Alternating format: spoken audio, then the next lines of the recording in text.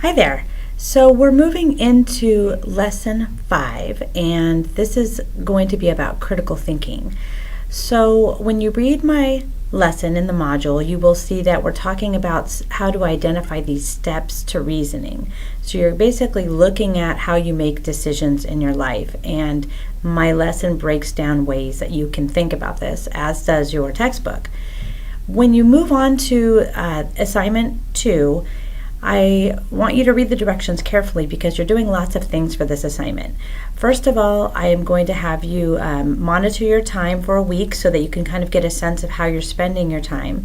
And then you are going to get out all of your syllabi for each of your classes and basically start to brainstorm all of the ways that you spend your time in a week. So what are your family obligations? When do you work? What other things do you have to do on a daily basis? And you're going to read through each of your syllabi and start to map out what are all your due dates for the entire semester. When do you have your papers? When do you have your finals? When do you have your quizzes?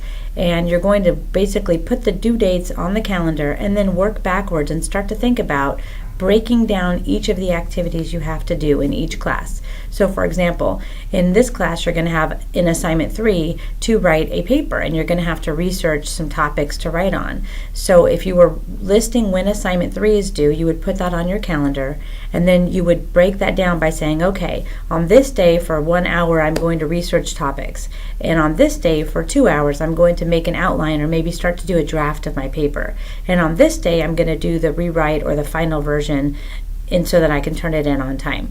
So for each assignment you have for the entire semester for all of your classes, you're going to do this. You're going to break it down.